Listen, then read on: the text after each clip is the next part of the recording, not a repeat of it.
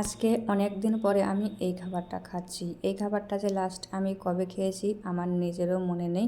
তো আজকে এই জিনিসটা রান্না করে নিলাম। এই জিনিসটা অনেক দিন ধরে ঘরে এনে রাখছিলাম কিন্তু রান্না করা হচ্ছিল না। এই জিনিসটা শুধু খালি খালি খাওয়া যায় না, আবার যে কোনো জিনিস দিয়ে খাওয়া যায় না। এটা খাওয়ার জন্য আলাদা কিছু লাগে। তো আজকে আলাদা একটা মজার জিনিস রান্না করছি। ভাবলাম আজকে এইটাও রান্না করি, দুইটা একসাথে খাওয়া যাবে। আসসালামু আলাইকুম, কেমন আছেন সবাই?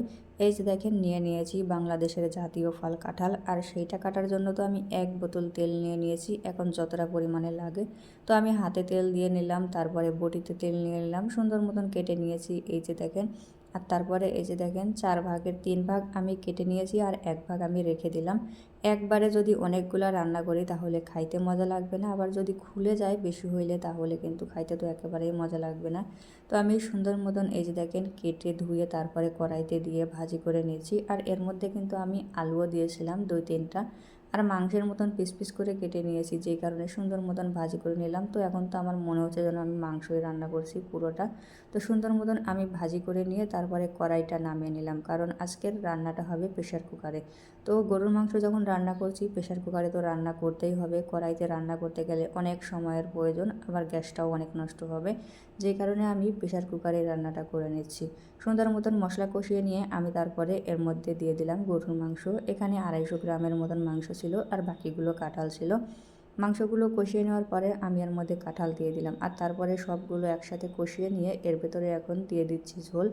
অল্প পরিমাণে ঝোল দিতে হবে, বেশি ঝোল দিলে আবার যদি খুলে যায় তাহলে খাইতে মজা লাগবে না। তো আমি সামান্য কিছুটা পানি দিয়ে দিলাম যাতে মাংসটা সেদ্ধ হয়। এইগুলো তো সেদ্ধ হতে ওইভাবে ঝোলের দরকার হয় না, এমনিতেই ভাপে যেগুলো সেদ্ধ হয়ে যাবে। তো প্রেশার কুকারে ঢাকনাটা দিয়ে দিলাম, আর এই যে দেখেন 4টা সিটি মারার পরে আমি নামিয়ে নিয়েছি। এখনও কিন্তু অনেকটাই ঝোল আছে, আর এতটা ঝোল দিয়ে কিন্তু খাওয়া যাবে না, যেই কারণে আমি যে দেখেন জাল করে কমিয়ে নিচ্ছি। আর তারপরে এর মধ্যে দিয়ে দিলাম জিরার গুঁড়া, গরম মশলার গুঁড়া। আর ফাইনালি আমার রান্নাটা কিন্তু হয়ে গেছে, একদম মাংসর মতন লাগছিল। তো এইদিকে যে জিনিসটা দিয়ে খাবো এখন সেইটা রান্না করছি। এটা হলো খুদের চাল। তো খুদের চাল দিয়ে আজকে আমি তেলানি রান্না করবো, আর এইটা দিয়েই খাবো। আর সাথে করে নিচ্ছে ঝাল ঝাল একটা ভর্তা।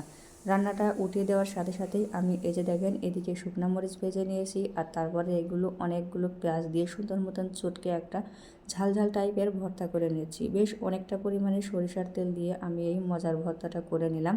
আর তারপরে সব কিছু একসাথে মিশিয়ে নিয়ে খাইতে শুরু করে দেবো। এমনিতেই তো আমি তেলানি খিচুড়ি যাই বলেন, তো আমি একদম গরম গরম ছাড়া খাইতে পারি না, একদম ধোঁয়া উঠবে, হাত দেওয়া যাবে না, আমি এই অবস্থাতেই খাই। ঠান্ডা হয়ে গেলে আর খাইতে পারি না।